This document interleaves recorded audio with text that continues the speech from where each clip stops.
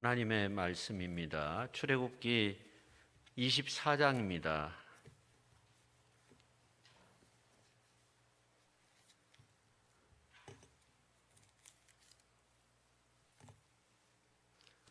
(24장) 1절에서 11절까지입니다. 또 모세에게 이르시되 너는 아론과 나답과 아비후와 이스라엘 장로 70명과 함께 여호와께로 올라와 멀리서 경배하고 너 모세만 여호와께 가까이 나오고 그들은 가까이 나오지 말며 백성은 너와 함께 올라오지 말지니라. 모세가 와서 여호와의 모든 말씀과 그의 모든 율례를 백성에게 전하매 그들이 한 소리로 응답하여 이르되 여호와께서 말씀하신 모든 것을 우리가 준행하리이다.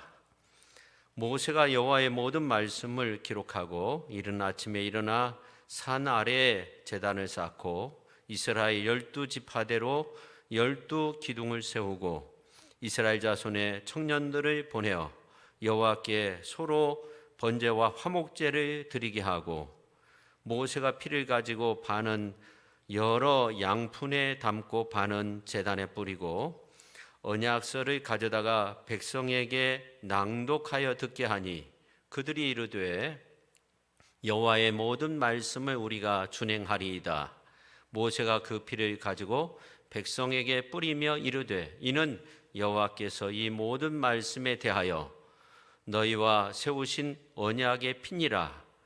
모세와 아론과 나답과 아비후와 이스라엘 장로 70인이 올라가서 이스라엘의 하나님을 보니 그의 발 아래에는 청옥을 편듯하고 하늘같이 청명하더라. 하나님이 이스라엘 자손들의 존귀한 자들에게 손을 대지 아니하셨고 그들은 하나님을 뵙고 먹고 마셨더라. 아멘. 기도하겠습니다.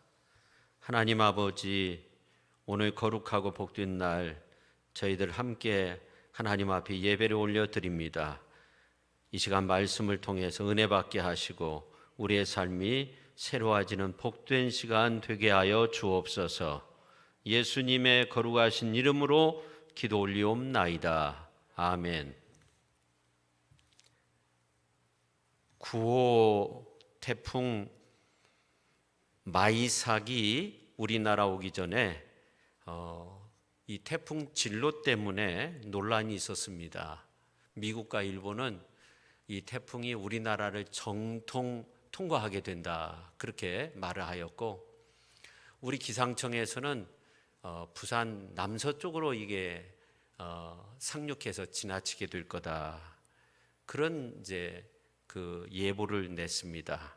근데 우리나라에 근접해도 미국이나 일본, 우리나라 기상청에서 궤도를 수정하지 않았습니다. 그 결과 일본, 미국 기상청은 틀렸고 우리나라 기상청이 맞췄습니다. 그러나 큰 피해가 있었죠. 전주에도 바람이 계속적으로 불어가지고 그날 저녁에 잠을 잘 수가 없었어요.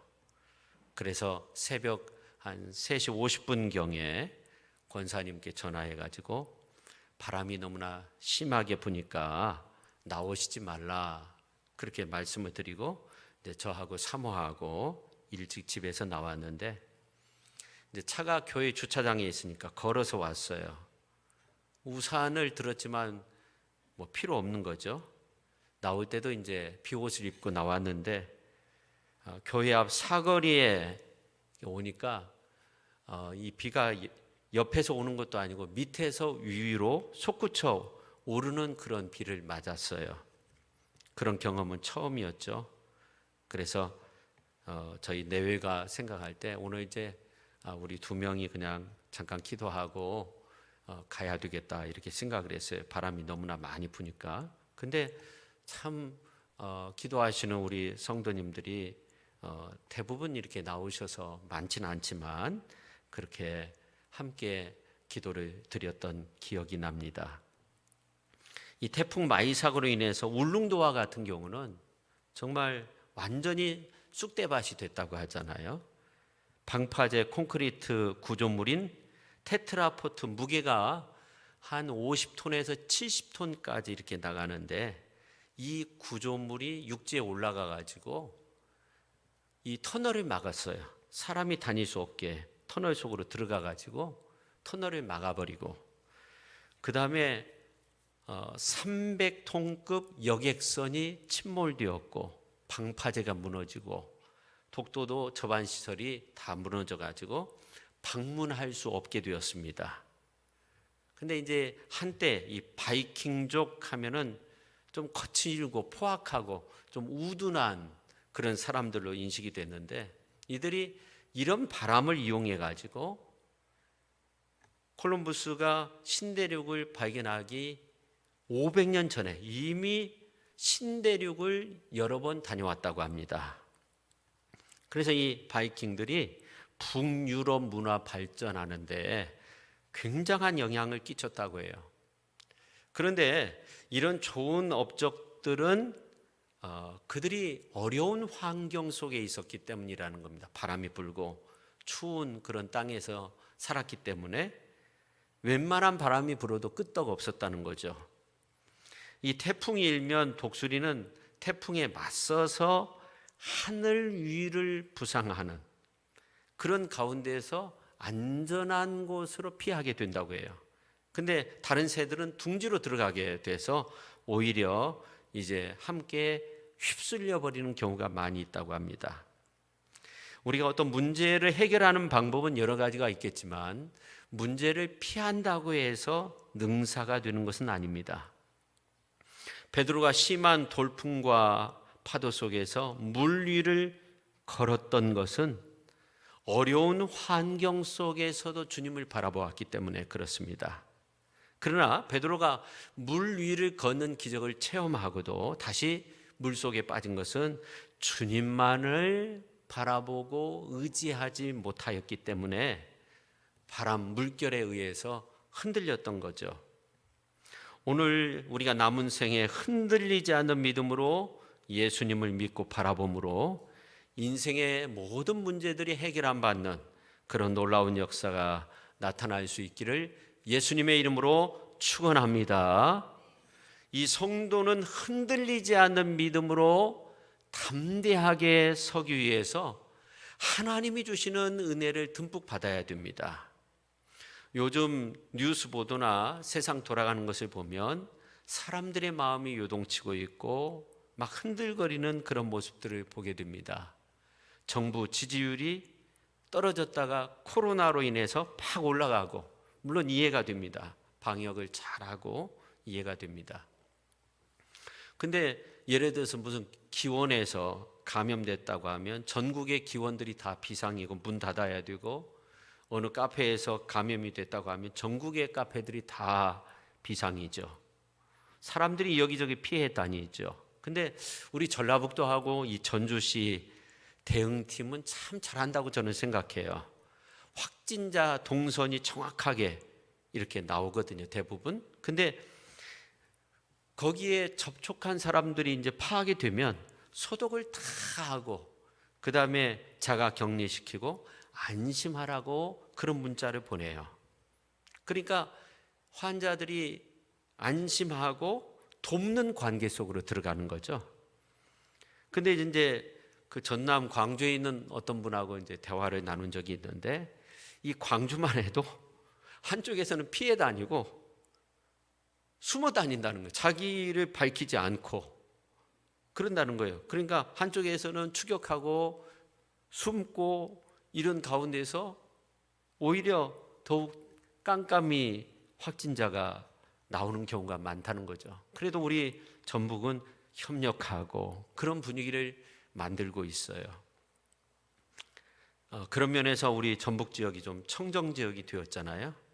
저는 어려운 때이지만 우리가 흔들리지 않는 거, 요동치지 않는 것도 중요하다고 생각해요. 우리 국민들이, 또 우리 믿음의 사람들은 믿음 안에서 흔들리지 않는 것도 참 중요해요.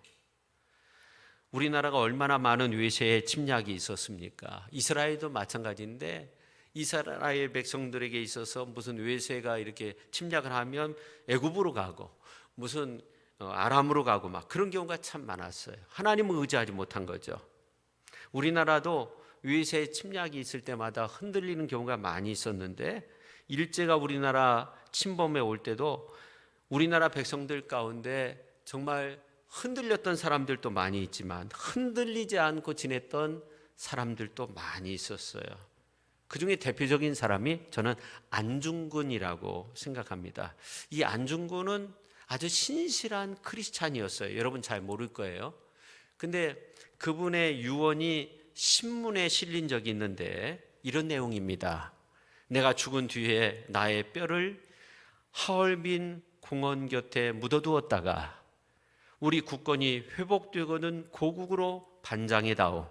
나는 천국에 가서도 또한 마땅히 우리나라의 회복을 위해 힘쓸 것이다. 너희들은 돌아가서 동포들에게 각각 모두 나라의 책임을 지고 국민된 의무를 다하여 마음을 같이하고 힘을 합하여 공로를 세우고 업을 이루도록 일러다오. 대한독립의 소리가 천국에 들려오면 나는 마땅히 춤추며 만세를 부를 것이다. 이 안중근 의사라고도 하고 열사라고도 이렇게 할 수 있는데, 이 유언을 읽어보면 저는 성경에 나와 있는 그 말씀들이 좀 생각이 나더라고요. 요셉이 그 뼈를 고국 땅에 묻어달라고 하잖아요. 나의 뼈, 그런 내용도 나오고 또 천국이라는 단어도 나오고, 우리의 소망이 또 천국에 있는 거 아닙니까? 또 마음을 같이 해서 힘을 합하여, 이런 내용들 보면 우리가 하나님을 섬기기 위해 마음 정성 다해서 힘을 합해서 하나님을 사랑해야 되고, 춤추며 만세를 부른다, 이런 내용들도 어떻게 보면 시편에 나와 있는 126편에 나와 있는 성전에 올라가는 그런 노래 속에서도 발견되는 내용들입니다. 그러니까 안중근 열사는 아무튼 크리스찬임에 틀림없어요. 근데 안중근이 그 중국 류순 감옥에 갇혔는데 일본인 형사들이 이 안중근의 모습을 보면서 감화돼 가지고 원래는 15일 전에 이제 그 사형을 당해야 되는데 15일 연기했다는 거예요. 그가 글을 썼는데 글이 완성될 때까지 기다리고, 안중근 열사가 남긴 유묵, 친히 쓴 그 글씨가 사진까지 해서 54편이 된다고 합니다. 근데 참 놀라운 것은 이제 그 작품들을 일본인들이 많이 소장하고 있다는 거예요. 지금도 그 소중하게 생각하고 있다는 겁니다. 안중근이 대한독립의 소리가 들려오면 천국에서 춤출 것이다 그랬는데 10년 이후에 김인현의 조선독립 만세 소리가 들려왔죠. 그 다음에 8.15 해방 때도 역시 마찬가지죠. 성도 여러분, 이 김인현에 일어난 만세운동을 우리가 생각해 보면 기독교인이 뭐 그렇게 많지 않았어요. 근데 그 한 30만 명 그 이하가 되는 사람들이 전 국민을 움직인 신앙적인 사건이었습니다. 그리고 전 세계적으로 큰 영향을 끼친 사건입니다. 그런데 이 성경에서 3.1 만세 운동과 같은 신앙의 사건, 봉기라고도 표현할 수 있는데, 그러니까 신앙 안에서 일어난 이러한 사건을 꼽으라고 하면 출애굽기 24장 오늘 본문 말씀이라고 저는 생각해요. 왜냐하면 시내산 위에 하나님이 강림하셨어요. 근데 이제 20장에 보면 불 가운데 강림하셨다고 그렇게 나오는데, 아무튼 강림하신 가운데 이스라엘 백성들이 응답을 해요. 하나님의 말씀이 선포되었을 때 응답하는데, 여호와께서 말씀하신 모든 것을 우리가 준행하겠습니다. 그렇게 오늘 이제 3절에도 7절에도 그렇게 말씀하고 있어요. 근데 그 당시에 제사장이 있었느냐? 제사장이 한 사람도 없었어요. 아론이 제사장으로 기름 부음 받기는 출애굽기 40장에 나오니까 제사장이 없었어요. 그러면 제사를 드린 사람들이 누구냐? 이스라엘 자손의 청년들이었어요. 교회 안에서도 청년들이 살아나야 되는 거죠. 근데 이들이 준비해서 번제 화목제를 드린 거예요. 그러니까 일종의 만인 제사장으로서 오늘 이제 말씀의 내용을 잘 보면 민중 예배 성격이 강합니다. 근데 이러한 가운데 남녀노소 구별 없이 온 백성이 우리가 준행하리이다, 그렇게 예배를 드린 것이 오늘 24장에 나오는 예배의 모습이에요. 오늘 이제 본문은 출애굽기서에 나오는 모세 시대, 그러니까 그 많은 민중들, 모든 그 하나님의 백성들의 어떤 그 예배를 통한 그런 어떤 믿음의 성장, 믿음의 도약, 이러한 것들을 말씀해 주고 있는데, 참 놀라운 것은 오늘 이제 말씀 가운데 보면 9절에 보면 올라가서 그런 표현이 나와요. 올라간다는 표현이 많이 나와요. 70인이 올라가서, 또 12절에 있는 말씀을 보면 너는 산에 올라 내게로 와서, 13절에 보면 올라가며, 그 다음에 15절 이제 산에 오르매, 18절 올랐으며, 그런 말씀이 나와요. 올라갔다는 그런 표현들이 많이 나와요. 주를 앙모하는 자 올라가 올라가 독수리같이 모든 싸움 이기고 근심 걱정 벗은 후 올라가 올라가 독수리같이. 이 가사의 내용과 같은 거죠. 올라가는 거죠. 어디로 올라가는 거예요? 하나님께로 가까이 가는 거죠. 오늘 우리의 모습도, 우리 신앙의 모습도, 우리의 삶의 모습도 올라가는 신앙이 있어야 돼요. 오늘 이제 말씀을 묵상하면서 우리의 믿음과 신앙이 정말 올라가는 그런 신앙이 되었으면 좋겠다. 오늘 말씀을 듣는 가운데서도 오늘 우리가 올라가는 믿음의 사람으로 변화될 수 있기를 예수님의 이름으로 축원합니다. 자, 첫째, 시내산 아래의 도약은 말씀을 따라 행하는 신앙의 도약이었다 하는 거예요. 오늘 이제 3절 말씀을 세번역 성경으로 보면 모세가 내려와서 백성에게 주의 말씀과 주의 말씀과 법규를 모두 정하니 온 백성이 한 목소리로 주께서 명하신 모든 말씀을 지키겠다고 대답하였다. 그러니까 모든 백성이 그렇게 말하고 있죠. 온 백성이. 온 백성이 우리가 주님의 말씀대로 준행하겠습니다, 그렇게 대답을 했는데, 가만히 보면 이들이 어떤 분위기 속에서 이런 대답을 했을까? 3절 말씀을 볼 때 한번 생각해 볼 필요가 있다고 생각해요. 근데 참 재밌는 것은 이 출애굽기 20장에 보면 십계명이 선포되고, 21장에 보면 상해 보상법, 22장에 보면 도덕 규범, 23장에 보면 사회 정의법, 종교법, 이러한 것들이 나와요. 이러한 법은 이스라엘 백성들 노예 생활 430년 동안 했기 때문에 무슨 법이라는 건 몰라요. 바로가 법이었어요. 바로가 시키는 대로 했어요. 노예 생활에서 그냥 시키는 대로 하니까 몸은 피곤하지만 뭐 생각할 필요가 없는데 하나님께서 직접 말씀을 주시는 거예요. 그러니까 상당히 머리가 복잡하죠. 저도 그 종교인 납세로 머리가 좀 아픈 적이 있었어요. 알고 보면 아무것도 아닌데, 근데 이제 교회 안에서 이렇게 잘 하시는 분들이 있어가지고 이렇게 쉽게 넘어갔는데, 그러니까 사람이 어떤 새로운 틀 안으로 들어간다는 것이 좀 어려운가 봐요. 저도 그런가 봐요. 근데 사회법은 지키면 돼요. 근데 하나님께서 선포하시는데, 십계명 이제 20장에 보면 나와 있는데, 이스라엘 백성들이 하나님의 말씀 앞에서, 그 십계명 앞에서 그들의 반응을 보면 두려워서 떨었어요.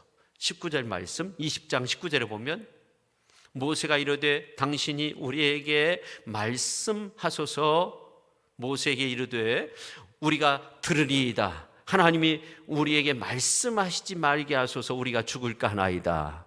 그러니까 이스라엘 백성들이 이 십계명의 말씀이 선포될 때 너무나 두려웠던 거죠.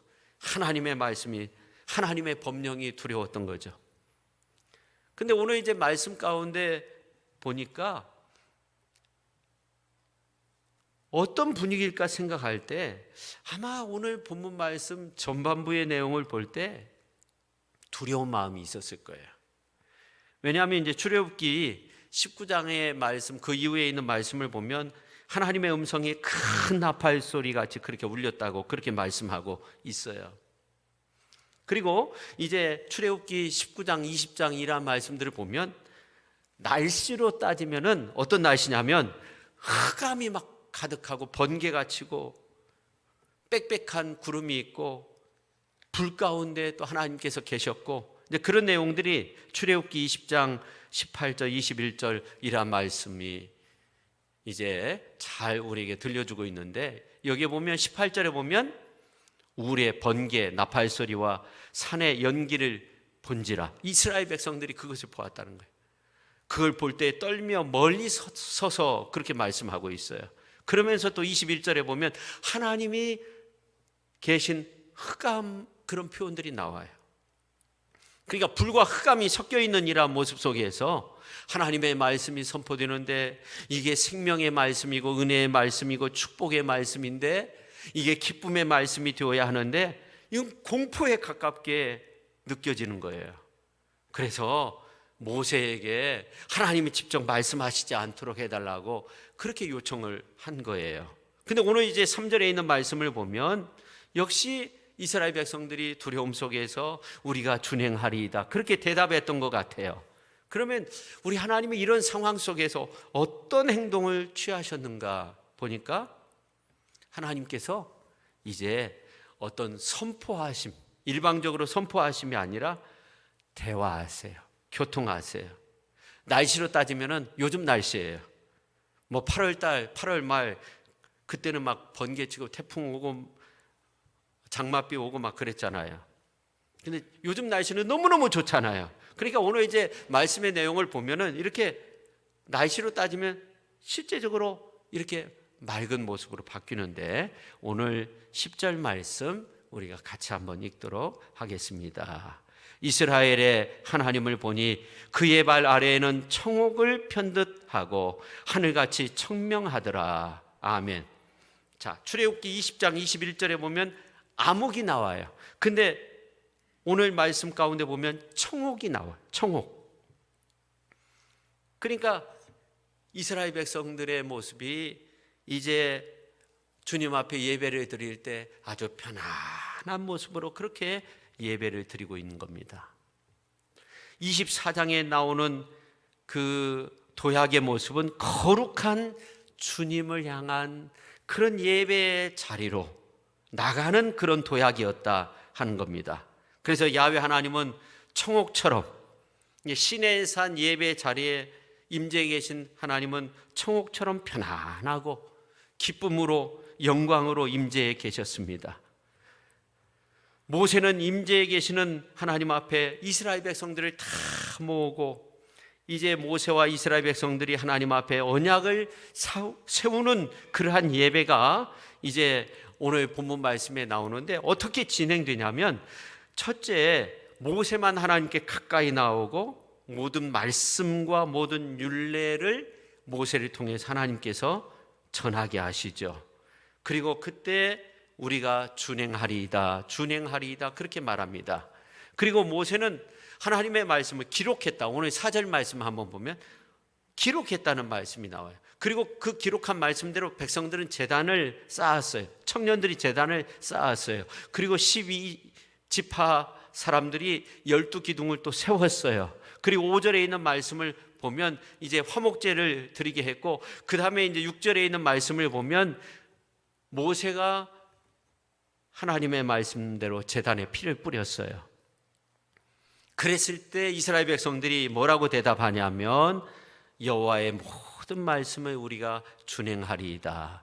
준행한다는 건 결국 하나님의 말씀대로 따르겠다 하는 겁니다. 다시 말씀드리면 이스라엘 백성들이 하나님의 모세를 통해서 전해주신 그 말씀을 듣고 이제 말씀대로 제단을 쌓고 기둥을 세우고 번제와 화목제를 드리고 제단에 피를 뿌리고 또 모세가 기록한 언약의 말씀들이 낭독될 때 여호와께서 말씀하신 대로 우리가 준행하겠다고, 그런 어떤 예배의 모습이 이루어진 거예요. 그런데 우리가 24장에 나와 있는 그 예배 속에 선포된 말씀을 우리가 한번 생각해 볼 때, 이거는 정말 평안함 속에서, 충만한 가운데서, 세상에서 느낄 수 없는 그러한 평안함으로 그 말씀을 듣게 되었다 하는 겁니다. 근데 재밌는 것은 오늘 4절에 있는 말씀을 보니까 산 아래 제단을 쌓았다. 산 위에가 아니고 산 아래라고 그렇게 말씀하고 있어요.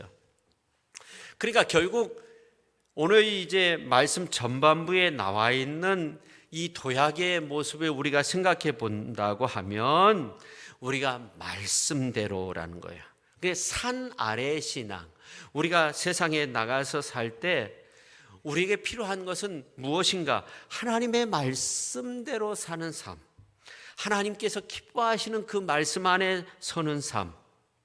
여기에 은혜가 있고 여기에 기쁨이 있고 여기에 새로운 능력이 우리에게 주어지는 대로 그렇게 우리가 능력 있게 살 수 있는 줄로 믿습니다. 그래서 우리는 말씀대로 살아야 된다는 거예요. 그렇지 않으면 산 아래에서의 도약은 있을 수 없는 거예요. 우리가 말씀대로 사니까 은혜가 새로운 거예요. 기쁨이 넘치는 거예요.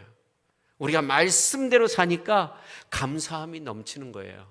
오늘 우리가 산 아래에서의 도약, 하나님의 말씀 안에서의 삶, 이것이 기초를 이루어야 된다는 사실을 꼭 기억하시고 하나님 말씀 안에서 승리하는 저와 여러분 모두가 될 수 있기를 예수님의 이름으로 축원합니다. 자, 그 다음에 이제 두 번째, 산 위에서의 도약은 뭘까?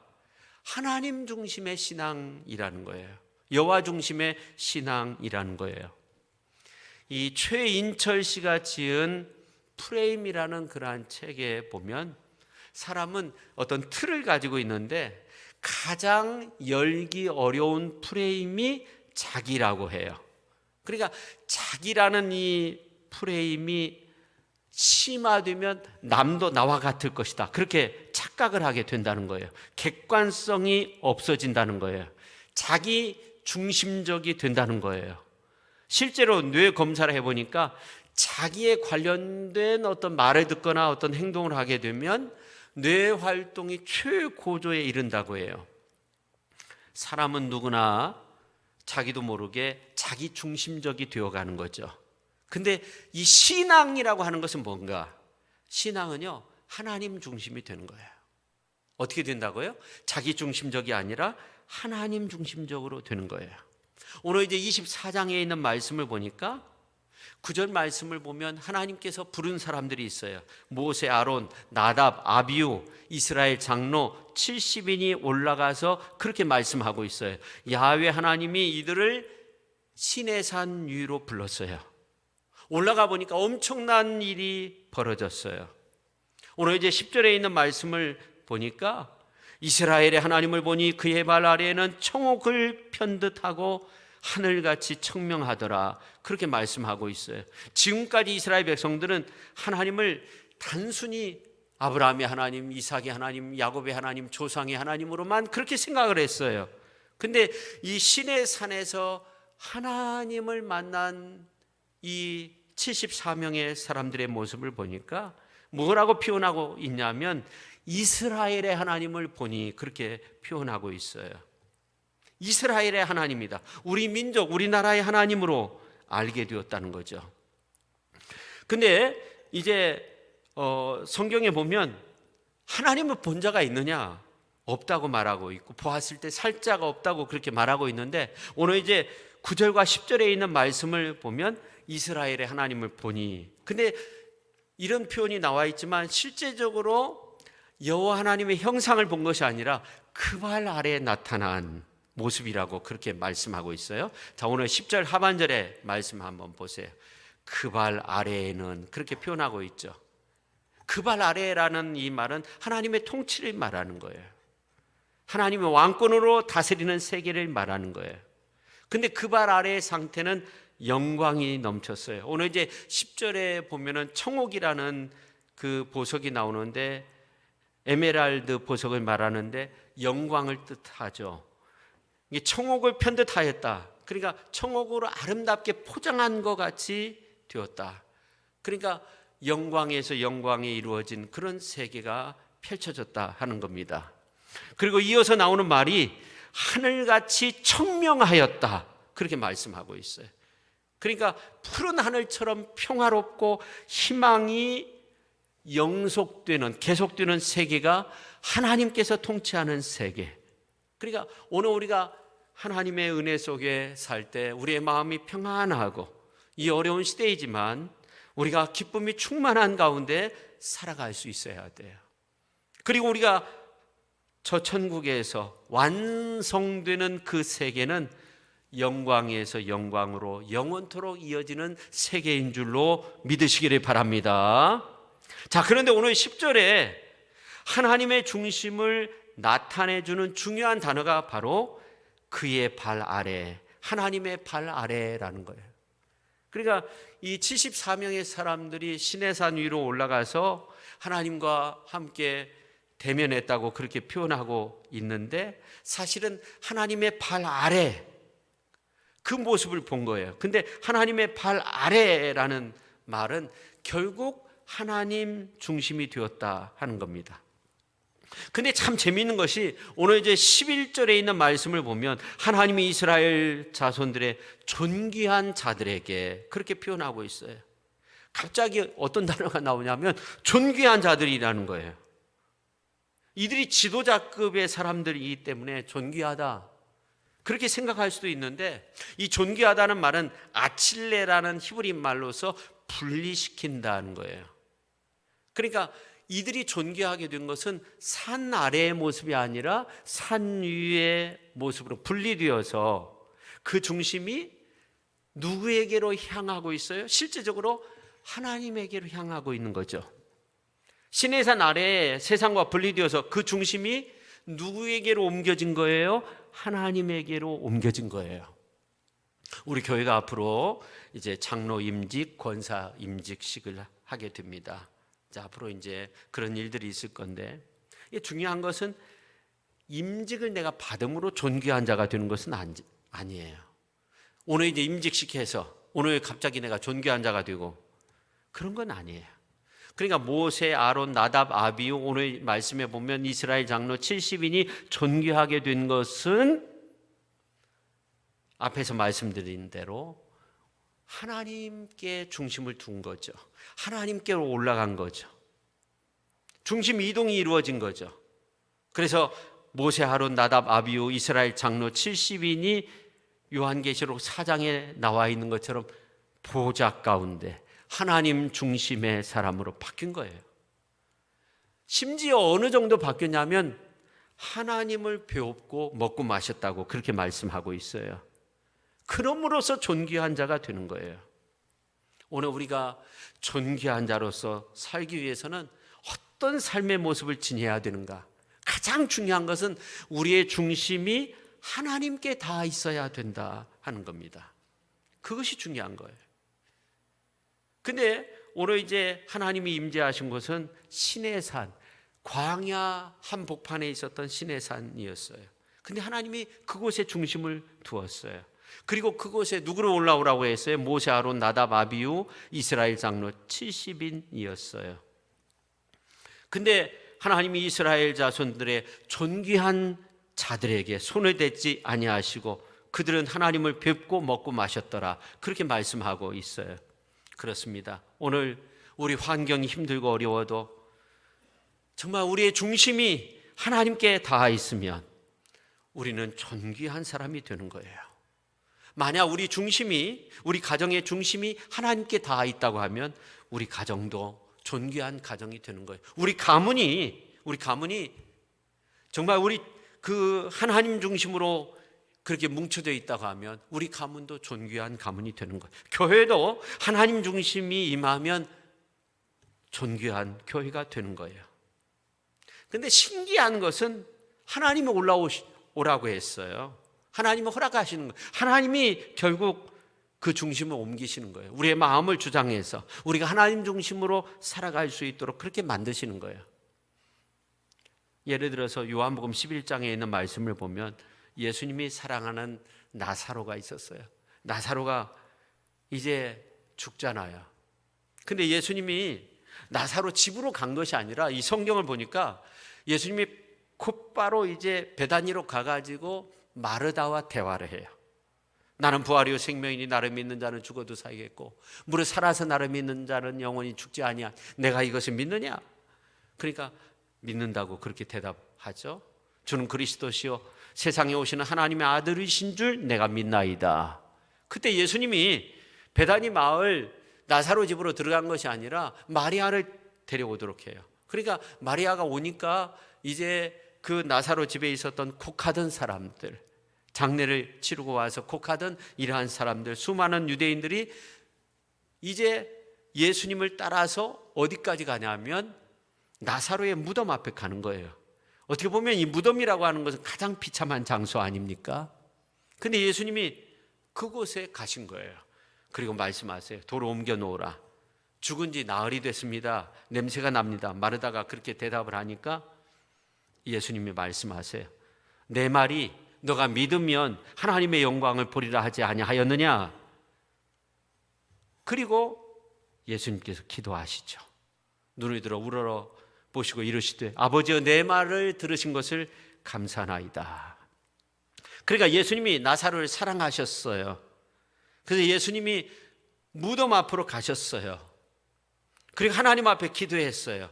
그러니까 하나님이 응답하신 거예요. 그러니까 중심이 이제 가장 어떤 비참한 자리로 주님이 옮겨졌을 때 이제 주님이 함께 함으로써 이제 무덤이 열리고 나사로야 나오라 했을 때 나사로가 그 죽음 가운데서 살아나는 그런 놀라운 기적을 체험하게 된 거죠. 우리 주님의 중심이 이제 가장 비참한 장소 그 무덤 가운데서 계심으로써 거기에서 기적이 일어난 거예요. 그러니까 제가 이 말씀을 드리는 것은 문제는 여러분과 제가 중심이 어디에 있느냐 하는 거예요. 예수님이 중심을 우리에게 옮기시면 하나님도 그곳에서 역사하시는 거예요. 그런 신앙이 산 위의 신앙이죠. 오늘 이제 말씀 보세요. 이스라엘 백성들 시내산 가까이로 오라고 하고 그리고 24명의 사람들 올라오라고 그렇게 말했을 때 이제 그들이 올라갔어요. 그들의 중심이 그야말로 그의 발 아래에 있는 그 하나님의 모습들을 보면서 하나님께 닿아 있었어요. 그랬을 때 이제 그들은 하나님의 영광 가운데서 놀라운 은혜를 체험할 수 있었어요. 여러분, 이 어려운 때 우리의 중심을 하나님께 두면 우리의 중심을 보시는 하나님이 우리의 중심을 옮기실 거예요. 오늘 이제 말씀 가운데 18절에 보면 이제 모세는 하나님의 영광 속으로 들어갔다고 그렇게 말씀하고 있는데 우리를 더욱더 영광된 모습으로 바꿔주실 거예요. 코로나로 인해서 많은 어려움이 있습니다. 이럴 때 우리에게 정말 필요한 것이 무엇일까? 우리의 중심이 하나님께 닿아 있어야 된다는 겁니다. 그전처럼 예배 드릴 수도 없고 봉사일도 할 수 없고 전도도 할 수 없는 그런 상황입니다. 생활 전반적인 모든 면이 어렵고 힘들고 위축되어진 것이 사실입니다. 그런데 이런 가운데서 우리에게 필요한 것이 무엇입니까? 우리의 중심이 어디에 닿아 있어야 된다고요? 하나님께 닿아 있어야 된다 하는 겁니다. 아더벨이라는 사람은 보석 사냥꾼으로 유명한 도둑이었는데 이 사람이 이제 맘만 먹으면 어디든지 다 훔쳤어요. 뭐든지 다 훔쳤어요. 뭐 보안이 잘 되어도 다 훔치는데 성공했는데 취미 삼아서 동네 조그마한 보석상을 털다가 붙잡혀서 18년 동안 징역 생활하고 출소 뒤에 새 사람이 됐어요. 그래서 자기 일하면서 틈만 나면 봉사일을 하는데 사람들이 믿지 못하고 감시를 해요. 근데 이 사람의 삶이 정말 바뀌었어요. 그래서 어느 기자가 이 사람을 찾아와 가지고 흥미로운 질문을 했어요.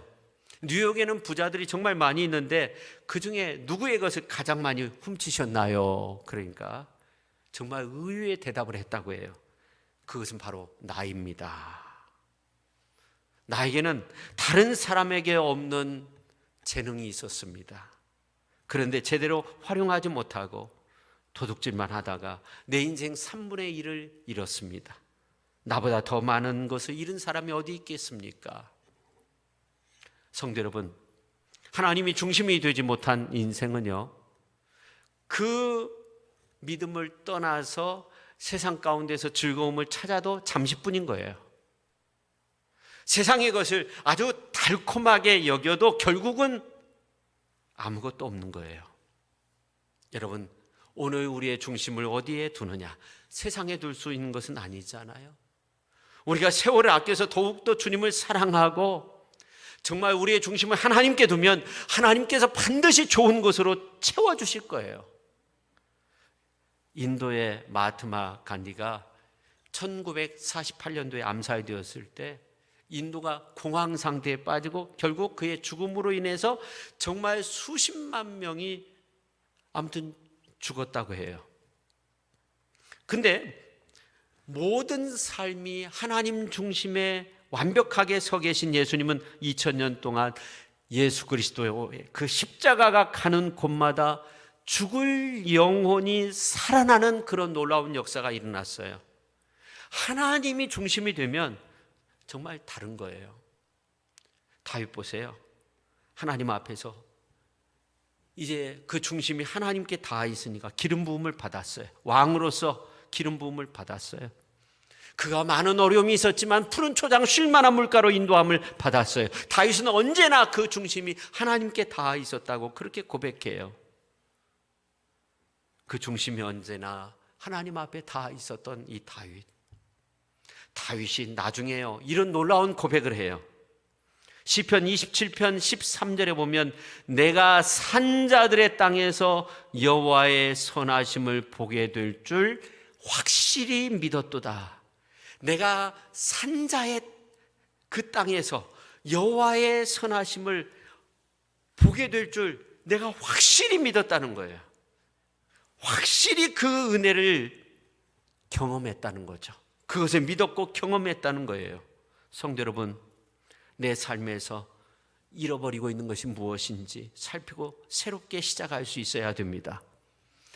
사람 중심이 하나님께 닿아 있으면 하나님께서 놀라운 은혜와 축복으로서 우리의 삶을 이끌어 주십니다. 그 은혜와 그 능력이 우리 가운데 있음을 믿으시고 주 안에서 복된 인생의 길을 걷는 위대한 믿음의 성도님들이 다 되실 수 있기를 예수님의 이름으로 축원합니다. 기도하겠습니다. 하나님 아버지, 오늘 우리의 삶의 중심이 하나님께 닿아 있길 원합니다. 그 중심을 하나님께 맡기고 살았던 다윗은 기름 부음을 받아서 언제나 하나님의 돌보심 가운데 살 수 있었습니다. 오늘 이 어려운 시대에 우리가 살고 있는데 우리의 중심을 하나님께 두어서 하나님의 은혜와 복을 누리며 사방의 평안함을 누리며 살아갈 수 있는 위대한 믿음의 사람들이 다 되게 하여 주옵소서. 예수님의 거룩하신 이름으로 기도 올리옵나이다. 아멘.